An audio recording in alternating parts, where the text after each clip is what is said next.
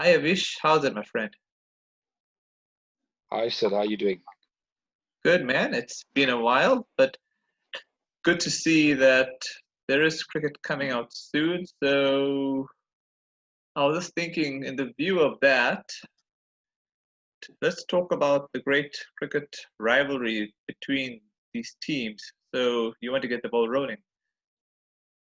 Yeah, look, it's been quite frustrating without any action the past couple of months. It feels like half the year has been wasted already, you know. And if you think about it now, it seems like football is getting all the limelight at the moment, you know. Yeah. There seems to be a lot of football around it, and cricket has obviously taken a back seat. But yeah, we're hoping for some action very soon, you know. Mm. I know there's a tour of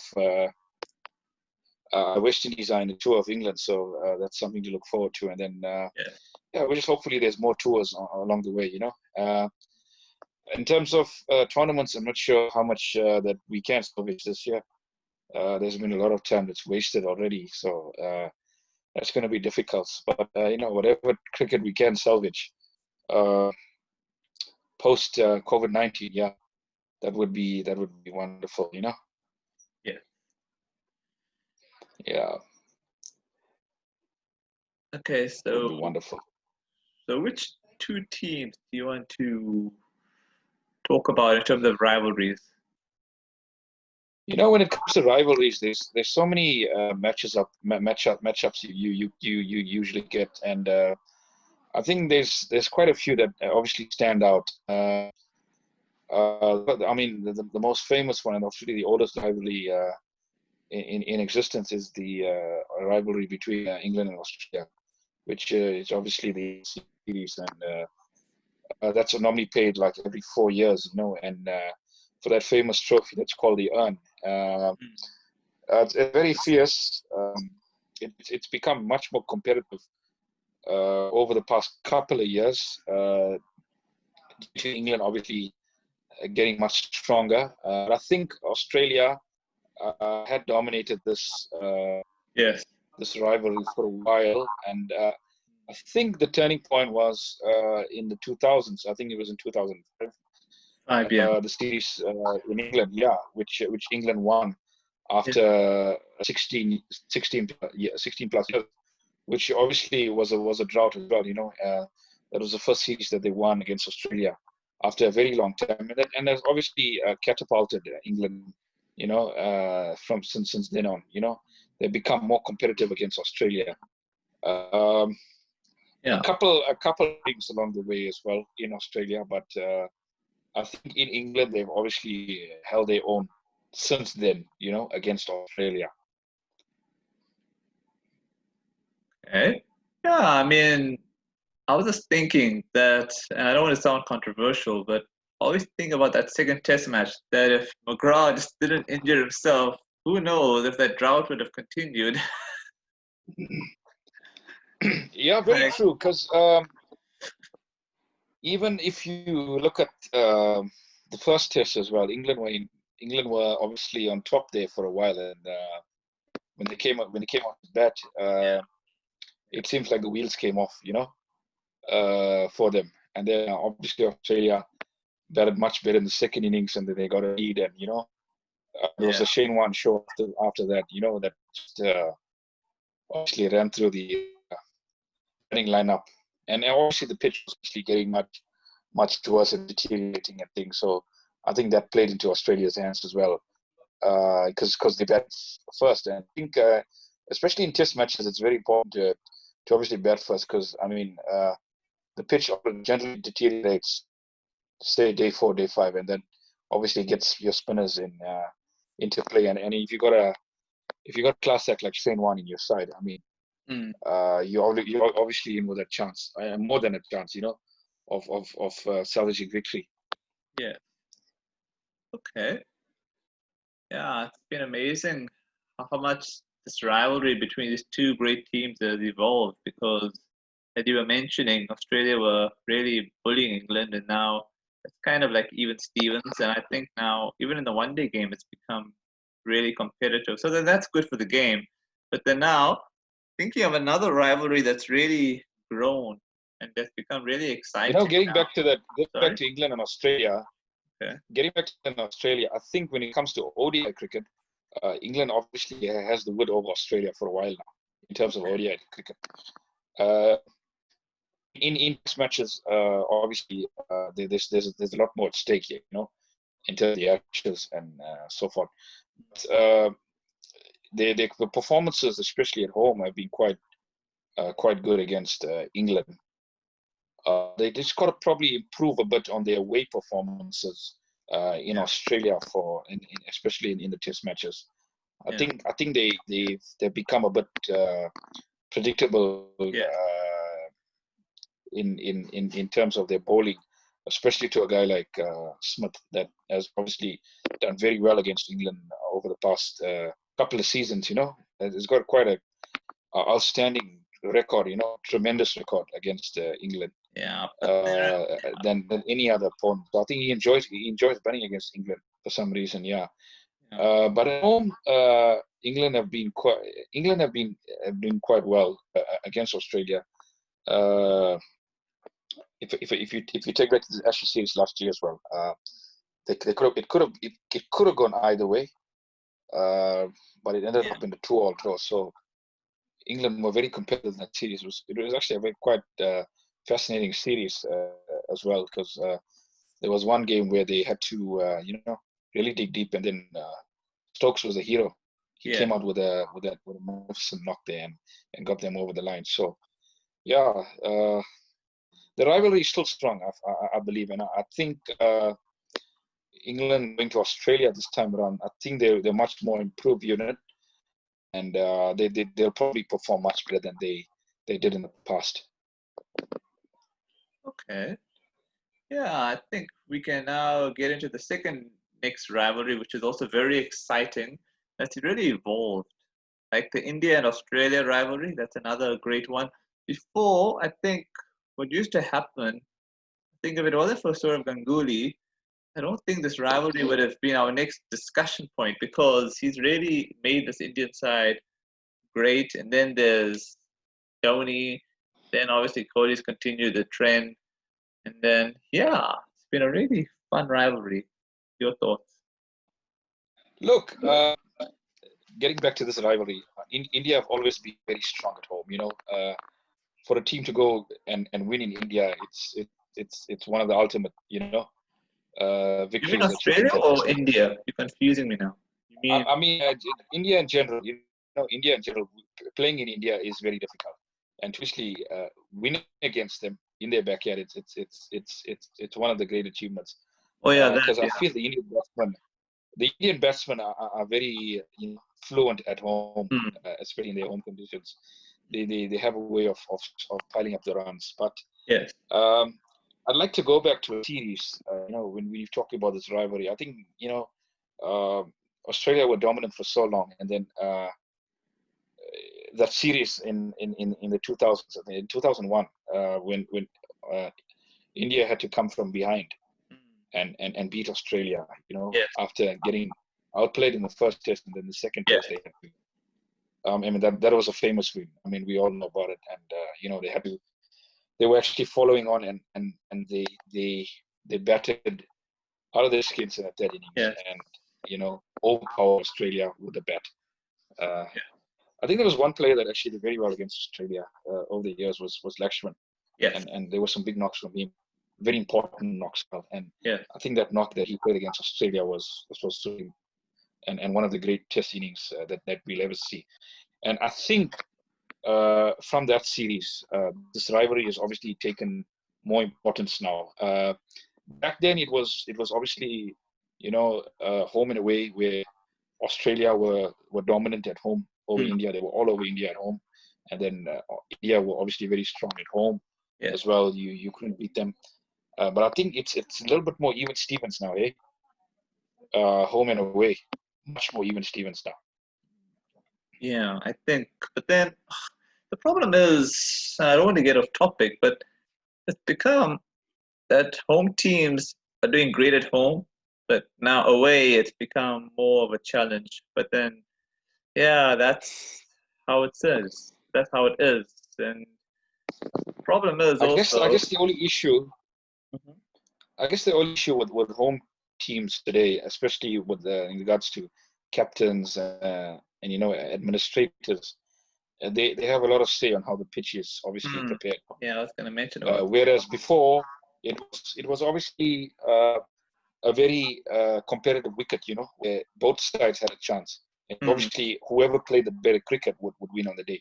Obviously, a home team would obviously have much more better knowledge of the conditions and how to adapt to it and so forth, Yeah. But look, the Indian team, I think they've obviously found a very strong pace attack, in recent years, and that obviously has been their weakness, you know, in the past, where they haven't had that team that could obviously take 20 wickets. They've always had a very strong batting lineup, but I think their bowling was something that let them down.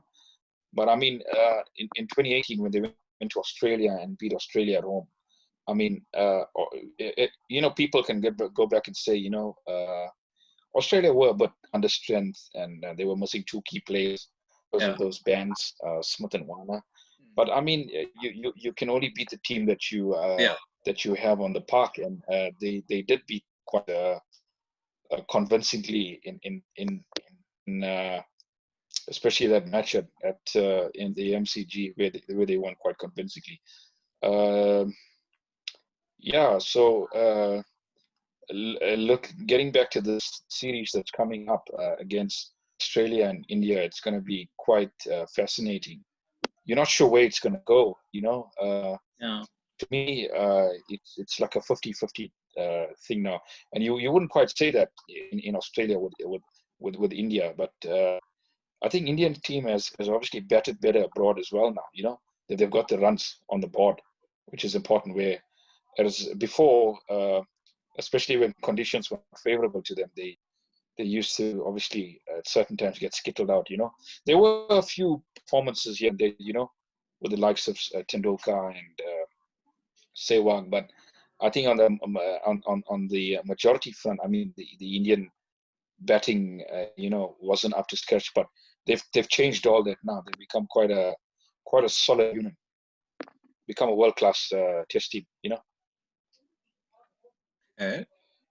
Yeah, I mean, just trying to think now. But on a final note on this rivalry, I feel Australia are going to be favorites, and I tell you why. Because under Australian conditions, I feel their bowlers are better in the sense that they have much more bounce. If you know what I'm trying to say regarding that, and I think that also now that they have their two best players, I think they will want to make a point and try and make up for lost time. So I think based on those two reasons alone, it'll be amazing if India can replicate it.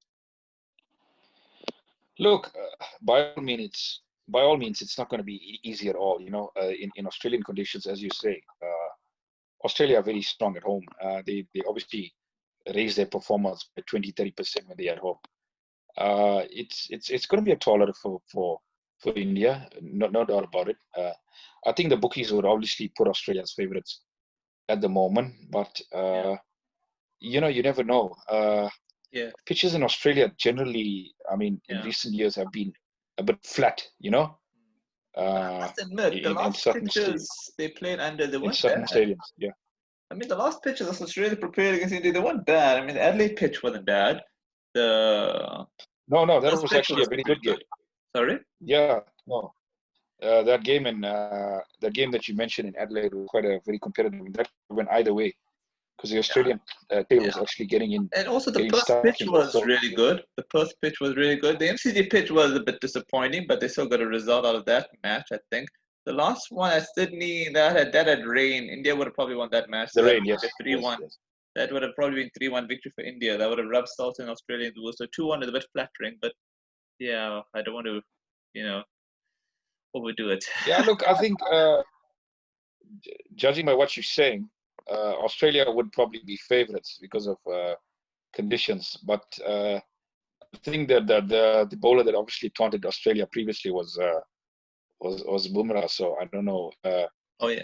I don't know if he's going to be fit enough to be in the squad, but they ought to take him, and It will. he's going to be a match Unless winner. they'll be stupid not to take him because Yeah, they'll be stupid not to take him. Yeah, they'll he's a take match him. winner. So He's got to I think be. if India, If he's fit, he'll be he's coming. got to be in I the can squad. guarantee you on that. He'll be fit. No, Plus, they definitely can't he's got to lock be in the down squad. India. But anyway, they should have. They'll be fine. I have a feeling that'll be a great series. Probably more exciting than we watched than England and West Indies. But anyway, let's get to Most our certainly, next. will be a great series. Most Okay. certainly, something to look forward to. Definitely.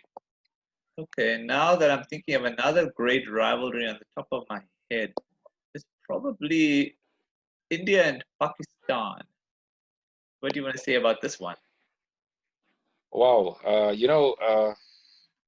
In world cricket, this could be probably the most fierce of them all. But it's unfortunate that Yeah, in the past couple of years there haven't been much action between these two nations because of politics. political reasons Yeah, and so forth. But I mean, back in the day, when I obviously started watching cricket, this was always a fierce rivalry, And India didn't want to lose to Pakistan, and Pakistan didn't want to lose to India, yeah, and it was always this case. And then the fans used to get involved and so forth. I just feel Pakistan, they're playing some good cricket at the moment, and they deserve to obviously have that opportunity to play against a team like India, yeah, Uh, I mean, I understand the political situation and things, but this is one of the most fierce rivalries in world cricket, if not the most fierce rivalry in the game. Because I mean, this rivalry draws billions of viewerships yeah, right around the world. I mean, be it an yeah. ODI, be it a Test match, be it a T20, you're always getting viewers for this game. It's a total sellout. It's a total sellout when you get these two up against each other Yeah. anywhere in the world, in any venue. There's always a sellout crowd. Yeah, even the cricket they've played in the one-day game, they've been very good. I mean, I know Pakistan beat India in that one championship trophy final, and then India beat them in a World Cup game, I think. And then I was having this fanciful thought that imagine if the Test Championship was still playing, and if these two teams were doing really great, imagine if these two had played the final at Lord's. Oh God, that match would have been off the charts, man. Jeez, man. We talk about World Cup games. I don't know what India has just got to wood over Pakistan in World Cup matches. They just Yeah, haven't been able to get over India in World Cup matches. Although they played well in patches, but they just haven't been able to get past India. And I think if we had to go, if you have to go a bit back here, back in time, I think toward the 90s, I think Pakistan were obviously the better side yes, back yeah, the wood back over then. India, I think at that time. Yeah, the wood over In, India in, then. in Pakistan were probably the better all-round side back then, Yes. in the 90s I mean, they and probably had a the better early bowling 2000s. lineup, I think. I would think so. Hey, but even if you had to look at the performances like all around, I mean, yeah, you'd say Pakistan obviously had all the bases covered. Yeah. But as time went on, even the toward the late 2000s, I think India obviously gotten much stronger, and I think that has to do with Pakistan. A lot of players, retirements and so forth, obviously weakened their team. But the Indian team has grown from strength to strength. It's just a shame that you get to see this rivalry like now and then in a tournament, but you don't really see it in a series form, which would be so interesting. Yeah. It obviously get us all to our seats, but it's just a shame that you see it more often, because I feel this rivalry still has a lot of passion in it, and there's a lot of fight from both sides. I mean, both sides are giving their all to be the rival, because it means so much to each country to beat each other. But then you got to admit, I think when you have the facility like India has, I mean, there's no reason why they shouldn't logically succeed. I guess you're right there. I think yeah. for a while they were the number one test team in the world. But I just think to myself sometime, I mean, if you want to be called the number one test team in the world, I mean, you gotta judge yourself against all opponents. And I don't think they've obviously played enough cricket against Pakistan to obviously judge how good they are, you know. And the same can be said about Pakistan. If Pakistan were to become number one, I mean, which is quite difficult at the moment, but you know, if they were to obviously get to that ranking, I mean, they wouldn't have had to play India. I mean, any team that wants to be number one would obviously have to beat India, and by them not getting that chance, I don't know how much But then I would forgot that to mention. linger in their minds. But then I forgot to mention, Yeah, India's population also helps them out because they have so much talent. I mean, if this player is injured, they got another one. If that one's injured, they got another one. So their population does help them out because the majority of Indians do love to play cricket. So it's another reason behind their success. yeah, I would say India and Pakistan. I mean, there are a lot of players to choose from. Obviously, India have got much more, but if every country, every kid wants to play for Pakistan, or every kid wants to play for India, so there's always going to be there's not going to be a talent out there. I just feel both sides have become much more competitive in terms of the fielding. Fielding has improved a lot, you know, Yeah, in the past couple of years, especially yeah, with India. I mean, there was a time when the Indian team wasn't the best in terms of fielding, but yeah. they've improved much tremendously, especially under the captaincy of Dhoni. He's brought fitness to the side. You know, they Well, they it's they, they Kohli. fired Don't up on the forget field Kohli. these days. Kohli as well. Kohli as well. Yeah, they fired up. So Yeah. this is a fierce rivalry. Make no mistake about it. You know, and in this game, yeah, this is one of the most fierce rivalries you would get anywhere in world sport. And we can do much more of it in the future. You know, it's wonderful to watch. Not to sound controversial, but what's sad also, if there wasn't any partition, these two teams combined could have been unbeatable for many years. Combined, yeah, I would say so. If you had to pick both players, uh, if you had to pick players from both teams, but you know, just haven't been given much enough time, you know, to play against each other. And I mean, players would have obviously sharpened their skills in that regards, but they just haven't had enough uh, uh, matches against each other. So that's obviously you know, hampered them in a way. Yeah. Okay. So now I'm trying to think now. There are other two teams that I was thinking in my head. I don't know if you agree with this as another rivalry. SA and Australia. So yeah. You know, SA and Australia, these sides have always played competitive cricket. Yes. They were. I mean, these teams, especially on the field, when it comes to fielding and all, they don't give much away. You know, and I think you know, SA obviously they were in isolation for a long time, and then they came back in the 90s, and they came with a very competitive side back then.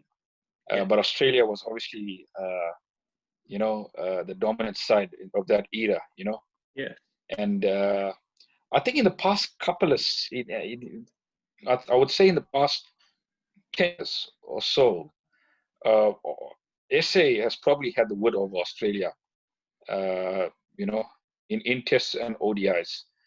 They've really, you know, become quite a dominant team against Australia. For some reason, it seems like SA has been playing the best cricket against Australia. It's funny to say, but that's my you know, observation of it all. It seems like when SA plays Australia, they obviously raise their performances much higher. You know, they, Yeah. they, they raise their performances a notch. Yeah. It's like SA is making up for lost time in the sense that they're trying to make up for all the hurt Australia gave us. So now that they feel that Australia is not the same dominant bullying team. Let's try and give it back in spades. Definitely. I mean, you could do without an Australian side without likes of Wan and McCart and Hayden, Gilchrist, Anger, Ponting. These Hayden, guys are awesome, man. Hayden, Ponting. You could do without those sort of players because those sort of players were obviously match winners time and time again for the Gilchrist, Aussies. So there's too many, man. Every single one. Gilchrist, I mean, quite a few knocks down the years. I know against SA as well. Some legitimate knocks as well. So, So SA is obviously, I mean, they're in good hands at the moment. They can hold their own against Australia, home and away. I really think they can, and I think Rabada has obviously added to this as well because he's had the wood of a few Aussie batsmen in over a period of time. yeah, but Rabada needs to control his emotions because if he gets over the top, he may not play against Australia. So I think you got to pray for that. But I think he's learning. He seems to have had some perspective from what I've been reading. So anyway, that's just my little piece on Rabada. No, definitely. I think judging by what happened against England, he would have obviously matured from that. And I think going forward, I mean, he's a super bowler. I mean, he's a match winner, and they need him in the team. So I think he's going to be a little bit more circumspect in future when it comes to celebrations and so forth. He's going to celebrate, but he's not going to get in the face of the batsman because I think he's learned from his mistake. And an SA team without Rabada is just not lethal enough, to win a test match. So I mean, that's the value that he brings to the side, as a bowler, and I think another bowler that obviously SA has been missing, has been a guy like Mockle, who was so good against Australia, especially with those short balls and so forth. Really got the really got the Aussie batsmen on their feet, So if SA can find another bowler like Mockle, I think they'll be in good hands. But yeah, Rabada is definitely going to be a legend of SA cricket. What about the Nortje bowler? He seems to be a similar Mockle fold, doesn't he? No, not I mean, what I've seen of him, he's been quite impressive. Obviously, he was carrying the attack for a couple of games as well. With in the absence of Rabada. So it was difficult, but give him some time. I see a lot of potential there. I see a match winner in Nortje. Yeah. So Nortje and Rabada to probably variation, and I think he'll be a good bowler. Definitely. Yeah. I think the only issue with SA at the moment is the second change bowlers. Yeah. The third and fourth bowlers. That's a bit of an issue at the moment. I think with Nortje and Rabada will be okay in that department, but yeah, I think third and fourth bowler is a bit of an issue. They need to just get the balance of the side. I still think, I mean, Rabada in the team is still enough to beat Australia because, and I think SA batsmen as well have improved a lot against Australia. I think they kind of like the guys of, I mean, the bowling of Mitch Stark and Cummins. It seems like the ball comes into the bat, and SA have been quite good when it comes to playing quick bowling. So, and the spinner as well hasn't caused SA too many problems in the batting front. I think at times SA get themselves out. Batsmen get themselves out at times. So I think I mean, especially a guy like Markram that did very well against Australia 2 seasons back. Scored Test hundreds. And big Test hundreds as well. So I think he'll be confident against Australia. He'll want to make a statement against Australia, especially if he plays Australia in Australia. He'll want to make a statement there. Okay, I'm just trying to think now. What was I gonna say now regarding this great rivalry? I'm trying to think now. Yeah, I was going to think that now, if SA should play Australia now, based on current form, especially on the test level, if they were going to Australia, I feel Australia might be slight favorites because I feel Australia's in a better place now than what they were the last time when they came to South Africa. So, but then that's me being probably picky or being a bit in the moment. I don't know. What do you think? Look, I know if we had to pick on current form, obviously Australia would obviously tick the boxes there. But I think SA has got some time on their hands before they play Australia again. So you can expect a very competitive a very competitive Proteas side to go to Australia and give Australia a good run for their money, and might even come out as victors. So you just cannot write off our SA at the moment. You can't write them off. I think I know. a What lot I was of meaning teams is like if they played Australia now, I would say Australia would be difficult to beat. But obviously, if you're saying like in a couple of months or a year, then there will be possibilities that it will be competitive. I was meaning like in the moment now, like if they came to Australia now, I felt Australia would be favorites now. Definitely, because I think Australia at the moment are a much more settled team. SA,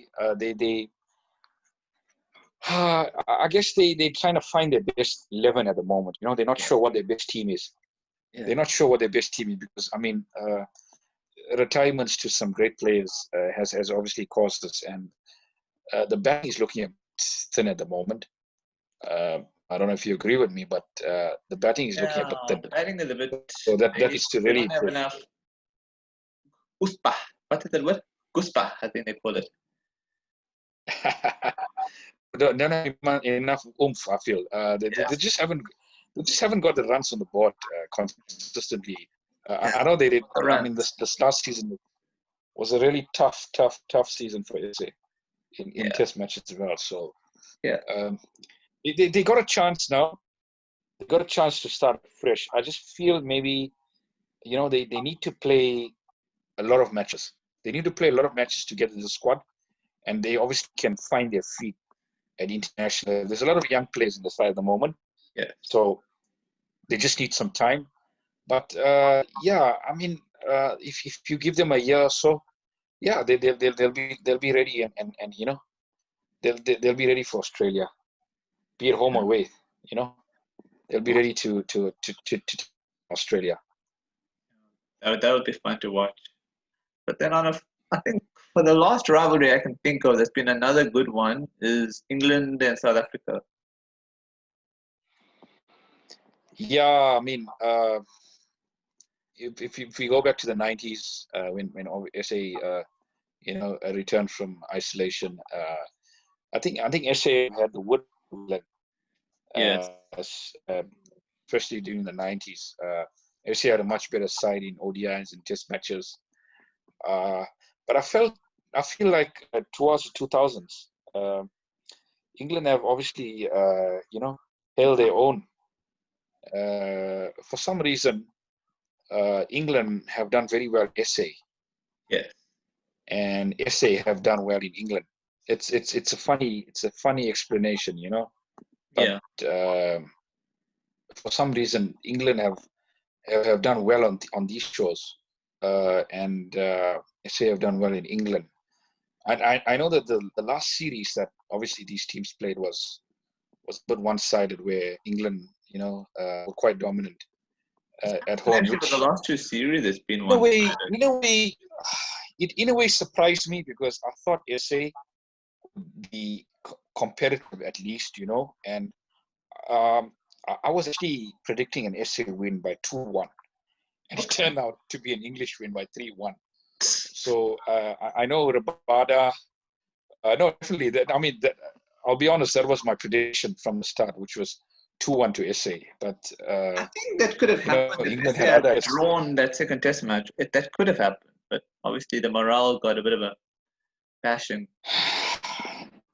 Yeah, I mean, 2008 when SA went to England and they beat England in a test series after I think that was the first SA team since the admission to beat England in England in a Test series, and then in 2012 they obviously went back there and beat them again. And obviously got the #1 ranking in Test matches. So they've had the wood over England for a period, but at the moment it seems like England, especially in Test matches, have had the wood over SA, and that needs to change somehow. SA needs to actually improve in certain departments, especially the batting. But it seems like SA have always faced England when they have been in that sort of turmoil. I don't know what's your thoughts on that, but it seems like when they've been in turmoil, England have come to the shores. Yeah, yeah, it's like Christmas twice. I don't think any team can be so lucky. I think Australia would be wishing for such luck. But then I guess it's Definitely. But I guess it's like, you know, unless SA kept to change the tours around, make India and England not follow each other, maybe they switch around. So after a tough tour like India, you have like a weak team like Zimbabwe come in just to boost their confidence again, because this can't keep happening, man. We go to India, we get walloped, only to face England. Yeah, I've seen that in the past 2 series where they've gone to India, they haven't done well in India, and then they've come back down here and gotten the same sort of treatment from England.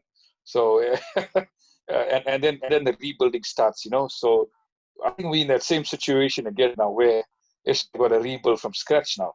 And I think a tour of the West Indies would have helped them in a way to gain some confidence.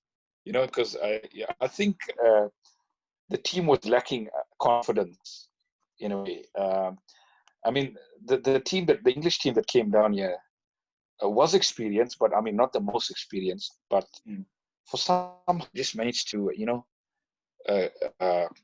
play in all departments, fielding, batting, bowling. I mean, they just couldn't get to grips. But as I say, I mean, as you mentioned, that second test in Cape Town, and SA started the series so well, in Centurion, and there was a lot of expectation on them to obviously go and win in Cape Town and obviously seal the series eventually. But England came up with a game plan in Cape Town. I mean, it was just almost there, but just not good enough. SA almost saved that game, and I remember I went out that day, and then I came home, and then the lights went off, and then I went on my internet, and I was just checking the scores, and then I said to myself, we got like 7 over. This is a draw, and then steps up Ben Stokes, and he gets the job done. Cleans the tail up. So it was quite heartbreaking for SA. That game was quite heartbreaking for SK. It like broke the spirit of the team, and then 1-1 going to the PE, and then England, so well in that game, and this obviously battered SA out of that game completely, and he just one-way traffic after that. Disappointing, really disappointing series, the way it ended. But then England could also say in the first test match, I think their players were ill. So I think that people will then say that after the first test match, the players recovered and then they play to the potential. So it's a no-win situation, man. I mean, I think at the end of the day, we got to give credit to England for, making the best out of what they got, which they did. And then hopefully when we play England, we'll start winning again. And I think on that note, I don't. Yeah, I mean, make no mistakes. I mean, this is a great rivalry. Yeah, this is a great rivalry. It needs to be great again. Yeah. Definitely. I think if we had to add up the past 10 years in Test matches and ODIs, I think the record has been quite close, in terms of win-loss and on both sides against each other. So there is a rivalry there. There is a rivalry there, but obviously SA need to obviously step it up now in all departments. England obviously are are asking all the questions, at the moment. They're asking all the questions in this rivalry, especially. Yeah. Okay. But on a final note, out of all these rivalries that we've just spoken about, which rivalry do you find best out of all of them? If you had to pick one. It's difficult. All these rivalries are quite special in some way. But I would say, if I had to pick two, if I had to pick two of these rivalries, I would say England and Australia is quite special. Yeah. England and Australia is very special. And then India and Pakistan. Interesting. Those would be my two. Those would be my two, India and Pakistan. I know they haven't played a lot of cricket over the past couple of years, but they have that. India, They Australia. have that edge over them. I was thinking more India, Australia, and England versus Australia. Or if I had to add another one, that would be SA and Australia. Probably those three. I would obviously add another one. I would add another one to it as well. SA and Australia.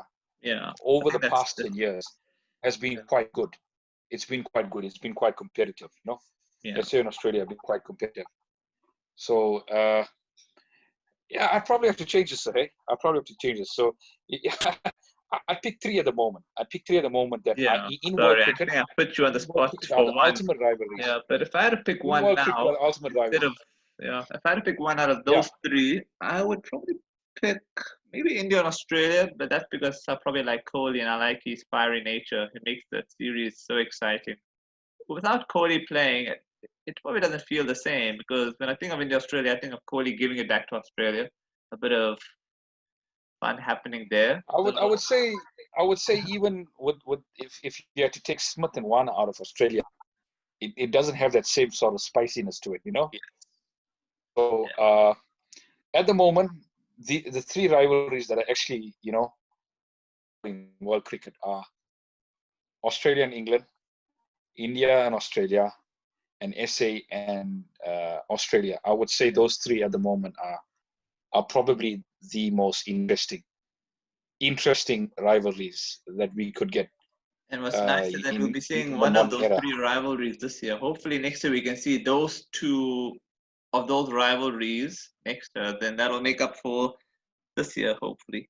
That would be cool. Most certainly. But let's start with the India and Australia. But I think SA are going to be okay by the time they play Australia. They are going to be okay. But at the moment, it's a bit tough.